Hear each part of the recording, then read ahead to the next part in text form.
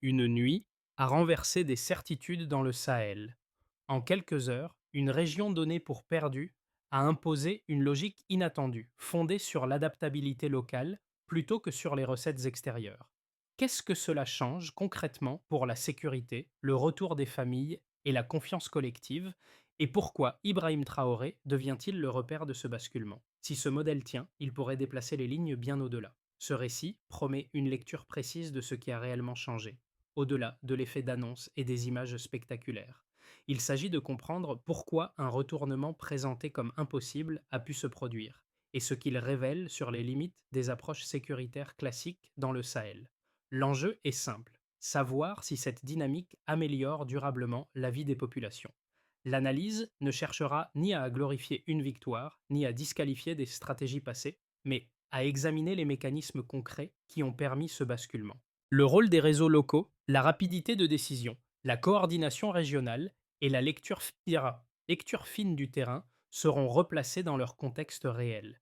Ibrahim Traoré apparaît ici non comme un symbole isolé, mais comme le point de convergence d'un processus collectif plus large. Ce qui est en jeu dépasse le Burkina Faso.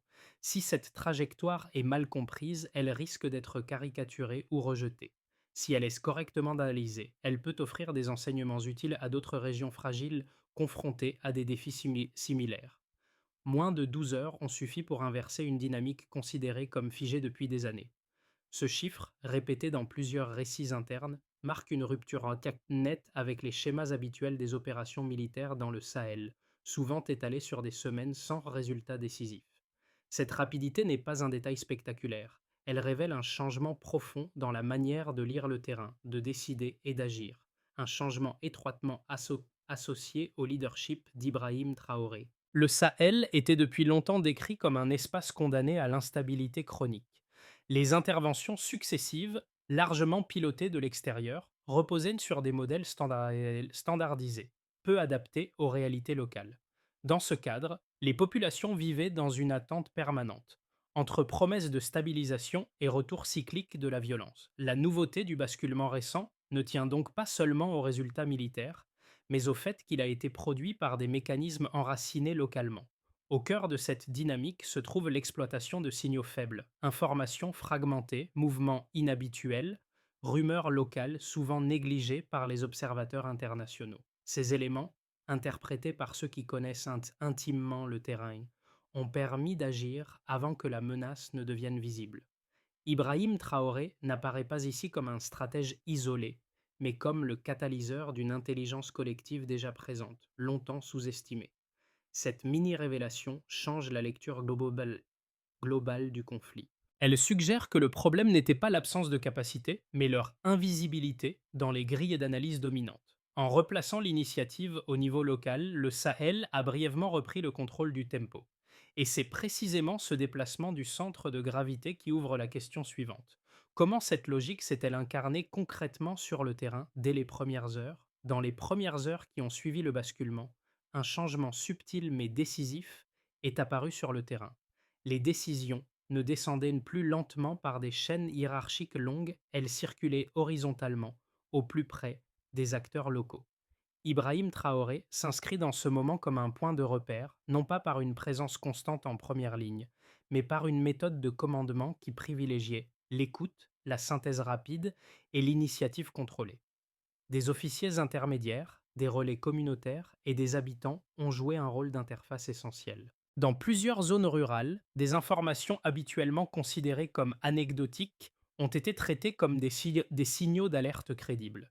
Cette reconnaissance immédiate du savoir local a permis d'éviter l'attentisme qui paralysait auparavant les réponses sécuritaires. L'effet a été presque instantané. Les mouvements se sont coordonnés plus vite et la peur diffuse a commencé à reculer. L'impact s'est aussi fait sentir du côté des populations civiles. Là où l'incertitude dominait, un sentiment de reprise en main a émergé. Les villages ne se percevaient plus uniquement comme des zones à protéger, mais comme des acteurs intégrés dans la dynamique de stabilisation. Ibrahim Traoré apparaît ainsi moins comme un chef solitaire que comme le visage visible d'un mécanisme collectif remis en mouvement. Ce basculement précoce pose une question centrale. Comment cette logique d'action s'est-elle transformée en une séquence d'événements coordonnés, capable de produire un effet stratégique durable? Le déclenchement n'a pas ressemblé à une offensive classique annoncée et préparée longtemps à l'avance. Il a pris la forme d'une activation rapide, presque silencieuse, fondée sur des informations locales accumulées sans attirer l'attention. Des signaux jugés mineurs par le passé ont été croisés, vérifiés, puis traités comme une alerte crédible. Ce passage de l'attente à l'initiative marque le premier tournant. Sous l'impulsion d'un commandement resserré associé à Ibrahim Traoré, la décision a été prise de frapper avant que la menace ne se matérialise pleinement. La phase de montée en intensité a été brève mais dense. Les unités locales, déjà familiarisées avec le terrain, n'ont pas eu besoin d'une logistique lourde pour se déployer. Les routes secondaires, les villages périphériques et les zones réputées impraticables ont été utilisés comme des axes de manœuvre plutôt que comme des obstacles. Cette inversion de perspective a désorienté l'adversaire, habitué à des schémas prévisibles.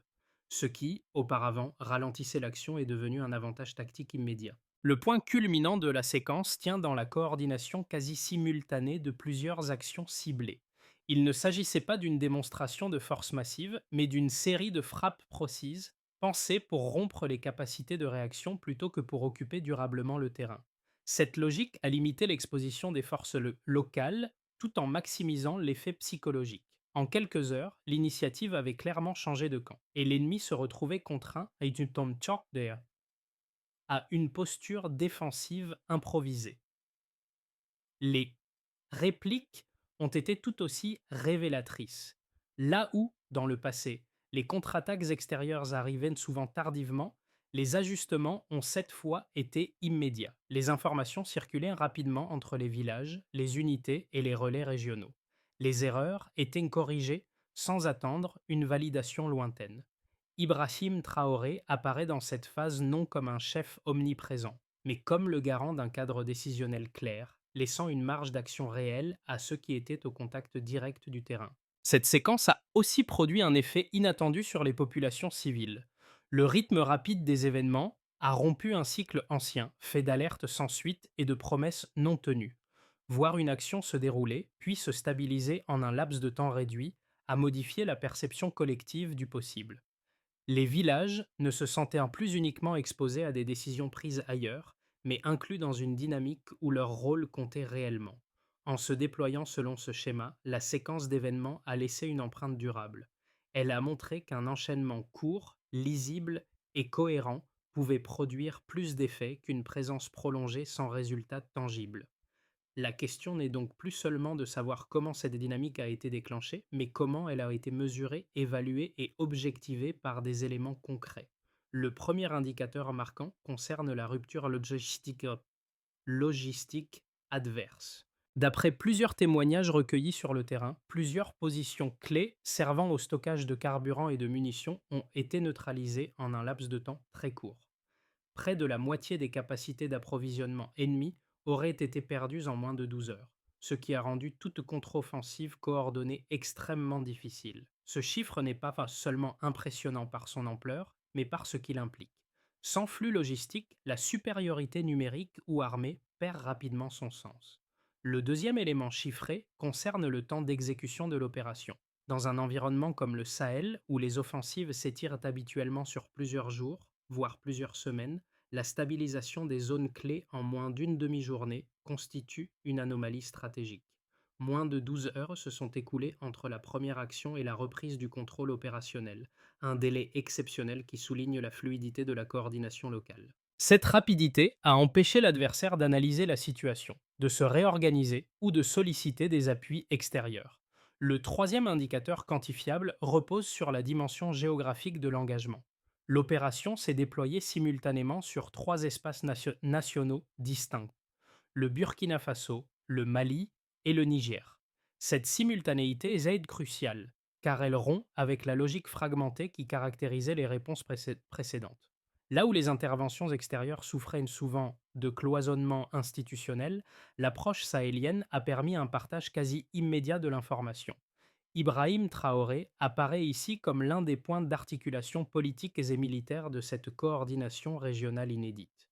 Pris ensemble, ces trois indicateurs dessinent un avant et un après très net. Avant, une dépendance forte à des dispositifs lourds, lents et centralisés. Après, une capacité à agir vite avec des moyens limités mais intégrés. La performance ne tient pas à la quantité de ressources mobilisées, mais à leur synchronisation. Cette différence est fondamentale car elle change la manière d'évaluer l'efficacité réelle des forces locales. Ces données ont aussi un effet symbolique. Elles obligent les observateurs internationaux à revoir leur grille de lecture, souvent focalisée sur les volumes d'aide ou de matériel déployé. Ici, les chiffres racontent une autre histoire, celle d'une autonomie opérationnelle rendue visible. La question qui se pose désormais est évidente. Cette efficacité mesurée résistera-t-elle à la critique et aux arguments opposés, ou sera-t-elle remise en cause par des lectures concurrentes? Deux lectures critiques reviennent de manière récurrente lorsqu'il s'agit d'évaluer ce basculement sahélien. La première soutient que cette efficacité apparente ne peut pas être expliquée sans un soutien extérieur dissimulé. Selon cette thèse, la rapidité des frappes, la coordination interrégionale et l'usage d'outils de surveillance supposent des capacités technologiques qui dépasseraient celles de forces locales livrées à elles-mêmes. Dans cette perspective, le succès serait moins le fruit d'une autonomie réelle que d'un appui indirect, volontairement tenu hors du champ public pour des raisons diplomatiques. Cet argument mérite d'être pris au sérieux. Il est indéniable que la guerre contemporaine repose en partie sur l'information, la surveillance et la capacité à agir vite. Dans de nombreux contextes, ces avantages sont apportés par des acteurs extérieurs disposant de moyens sophistiqués. La prudence s'impose donc avant de conclure à une rupture totale avec les modèles précédents. La seconde critique avance une lecture différente.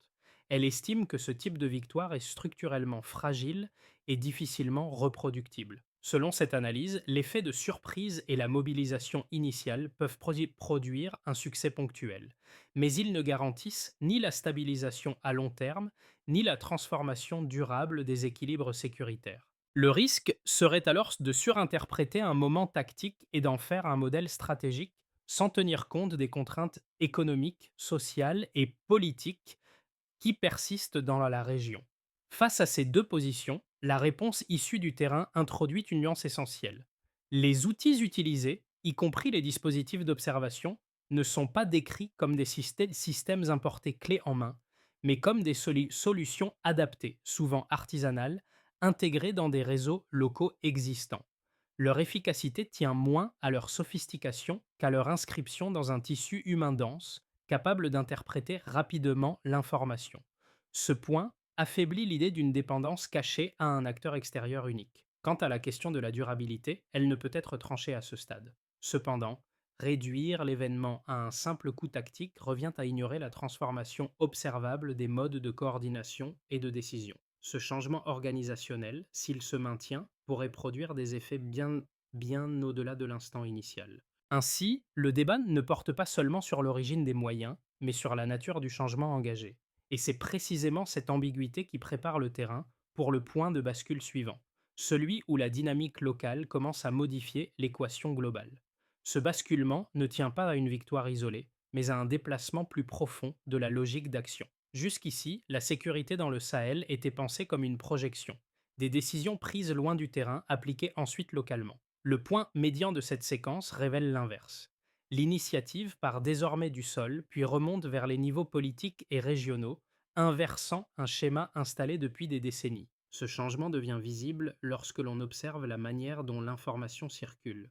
Les données ne sont plus collectées pour alimenter des rapports différés, mais pour orienter des décisions immédiates. Les acteurs locaux ne sont plus des exécutants tardifs, ils deviennent des capteurs actifs et des relais stratégiques. Cette fluidité explique pourquoi l'effet produit dépasse le simple succès militaire. Elle transforme la relation entre commandement, territoire et population. Ibrahim Traoré apparaît ici comme un marqueur de cette transition. Non parce qu'il centralise le pouvoir, mais parce qu'il incarne une rupture avec la dépendance aux temporalités extérieures. La capacité à décider vite avec des informations imparfaites mais contextualisées devient un avantage structurel. Ce n'est plus la supériorité matérielle qui domine, mais la maîtrise du tempo. À ce stade, la question n'est plus seulement de savoir comment l'opération a réussi. Elle aide de comprendre ce que ce changement de centre de gravité produit concrètement pour les États, les économies locales et les sociétés civiles, qui vivent avec ces conséquences quotidiennes. Les effets de ce basculement ne restent pas confinés au champ militaire. Ils se diffusent rapidement dans 4 sphères distinctes, chacune touchée selon des mécanismes spécifiques mais interdépendants. Pour les États, d'abord, la reprise de l'initiative modifie la relation au territoire. Là où l'autorité publique se manifestait surtout par des annonces ou des dispositifs ponctuels, elle retrouve une présence plus lisible. La capacité à sécuriser des zones clés, même de manière imparfaite, renforce la crédibilité politique interne et réduit la dépendance immédiate à des acteurs extérieurs. Cette évolution place Ibrahim Traoré et les autorités sahéliennes dans une position nouvelle, où la légitimité se construit davantage par l'action que par l'alignement diplomatique. Pour les acteurs économiques locaux, l'impact est tout aussi tangible. La sécurisation relative de certaines routes et marchés permet d'une reprise partielle des échanges. Les commerçants peuvent à nouveau circuler, les producteurs écouler leurs biens et les circuits courts reprendre vie. Il ne s'agit pas d'un redémarrage spectaculaire, mais d'un changement de seuil, passer de l'impossibilité chronique à une activité intermittente mais réelle. Cette différence, souvent invisible dans les statistiques globales, est décisive pour la résilience économique quotidienne. Du côté des populations, la conséquence la plus immédiate est psychologique. Le sentiment d'abandon, nourri par des années de promesses non tenues, laisse place à une prudente réappropriation de l'espace. Les familles déplacées commencent à envisager le retour. Les villages cessent d'être perçus uniquement comme des zones de fuite. Cette évolution ne supprime pas la peur, mais elle la transforme. L'incertitude devient gérable, ce qui change profondément les comportements collectifs. Enfin, à l'échelle régionale, le signal est observé avec attention. Les pays voisins, confrontés à des défis similaires, voient d'émerger un précédent. La coordination entre le Burkina Faso, le Mali et le Niger suggère qu'une approche régionale, fondée sur des intérêts partagés et une lecture commune du terrain, peut produire des effets là où les dispositifs fragmentés échouaient. Cette dynamique ne garantit pas une stabilité durable, mais elle ouvre un espace de manœuvre inédit. Pris ensemble, ces effets dessinent un déplacement progressif des attentes. Le succès n'est plus mesuré uniquement à l'aune de victoires militaires, mais à travers des changements concrets dans la vie des États, des économies et des sociétés. La question devient alors inévitable. Comment cette dynamique peut-elle évoluer dans le temps et quel chemin plausible s'ouvre pour les mois à venir? À moyen terme, l'évolution de cette dynamique peut être envisagée à travers 3 trajectoires plausibles, sans présumer d'un résultat unique. Le scénario de base repose sur une consolidation partielle. Les forces locales maintiennent une capacité d'initiative suffisante pour éviter un retour au chaos généralisé, mais sans parvenir à stabiliser durablement l'ensemble du territoire. Les les zones reprises alternent entre contrôle effectif et fragilité persistante. Les États gagnent en autonomie opérationnelle, tout en restant exposés aux pressions économiques et diplomatiques. Dans cette configuration, Ibrahim Traoré demeure un point d'équilibre, mais la marge de manœuvre reste étroite. Le scénario optimiste suppose que la logique observée s'étende au-delà du champ sécuritaire. La coordination régionale s'approfondit, les mécanismes locaux de gouvernance gagnent en cohérence et les populations retrouvent progressivement des repères stables. Les, les services essentiels redémarrent dans certaines zones, renforçant la confiance collective. Cette trajectoire transformerait le succès initial en levier politique et social, faisant du modèle sahélien une référence régionale crédible, même sous contraintes extérieures. Le scénario pessimiste, enfin, repose sur une accumulation de tensions. Les pressions internationales, les sanctions ou les divisions internes affaiblissent la cohésion régionale. L'effet de surprise s'estompe, les groupes adverses s'adaptent et les ressources locales s'épuisent. Dans ce cas, le basculement initial resterait un moment marquant mais isolé, incapable de produire une transformation durable. Les 3 scénarios partagent en une même leçon. L'enjeu central n'est pas la victoire initiale, mais la capacité à transformer une dynamique tactique en trajectoire soutenable. Comprendre cela permet d'éviter 2 écueils opposés, l'enthousiasme excessif comme le scepticisme systématique. Pour les populations directement exposées à l'insécurité, le changement le plus perceptible n'est pas spectaculaire, mais concret. La possibilité de circuler à certaines heures, de maintenir un marché ouvert ou de rester dans un village sans préparer un départ immédiat modifie la manière d'organiser le quotidien. Ces ajustements, modestes en apparence, redonnent une marge de choix là où dominait l'urgence permanente. La sécurité cesse d'être une abstraction politique et devient une condition minimale de projection dans le temps. Pour les travailleurs, agriculteurs et petits commerçants, l'impact se mesure à l'échelle des routines économiques. Pouvoir écouler une production locale, sécuriser un trajet ou maintenir un réseau d'échange, même de façon intermittente, permet de rompre avec une dépendance totale à l'aide extérieure. Cette reprise partielle ne garantit pas la prospérité, mais elle restaure une logique d'effort et de continuité essentielle à la résilience économique. La jeunesse sahélienne constitue un autre public clé. Dans un contexte marqué par la désillusion et l'exil contraint, le basculement observé introduit une narration alternative. Il ne s'agit pas d'un idéal héroïque, mais d'un signal. L'action collective peut produire des effets tangibles. Cette perception influe sur les choix individuels, qu'il s'agisse de rester, de s'engager localement ou de réinvestir les espaces éducatifs et communautaires. Ibrahim Traoré apparaît ici comme un repère générationnel, non par son statut, mais par ce qu'il symbolise dans cette rupture de trajectoire. Enfin, pour les observateurs extérieurs et les partenaires internationaux, cette évolution impose une révision du regard porté sur la région. Les populations ne se définissent plus uniquement comme bénéficiaires passifs de dispositifs conçus ailleurs. Elles deviennent des acteurs capables de prioriser, d'expérimenter et de corriger leurs propres réponses. Ces changements, pris ensemble, ne constituent pas une solution définitive. Ils dessinent cependant un espace de possibilités nouvelles, à condition d'être consolidés par des choix clairs et mesurables.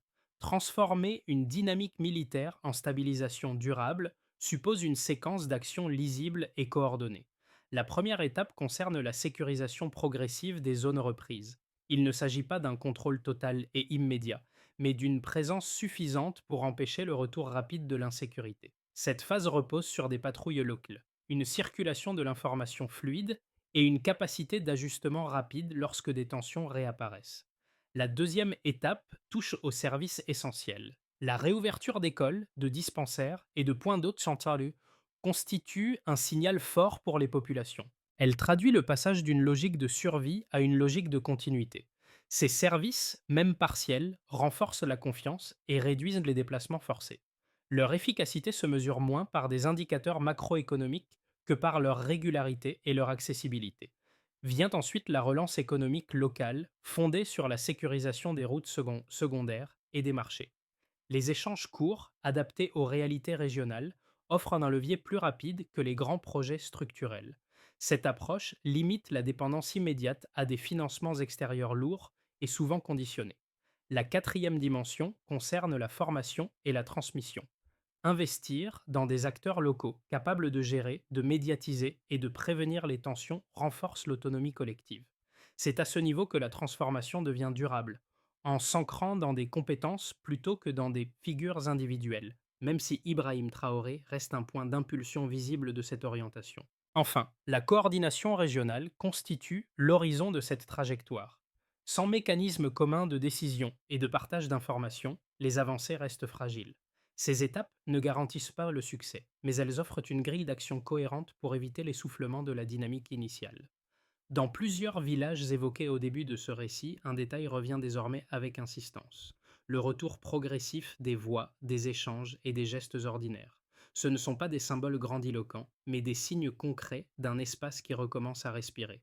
Ce motif, discret mais constant, rappelle que le basculement observé ne se mesure pas seulement en gains territoriaux ou en tableaux stratégiques, mais dans la possibilité retrouvée de vivre sans attendre la prochaine alerte. Ibrahim Traoré s'inscrit dans cette séquence comme un repère temporel, plus que comme une figure héroïque. Son rôle renvoie à un moment où des choix ont été faits différemment, où l'écoute du terrain a primé sur des schémas importés. Ce rappel est essentiel car il empêche de réduire l'événement à une réussite personnelle ou à un épisode isolé. La dynamique décrite est collective, fragile et encore inachevée. Ce qui marque durablement, c'est la rupture du récit dominant. Le Sahel n'apparaît plus uniquement comme un espace condamné à la dépendance et à l'échec répété. Il devient un lieu d'expérimentation, où des solutions imparfaites mais situées peuvent produire des effets réels.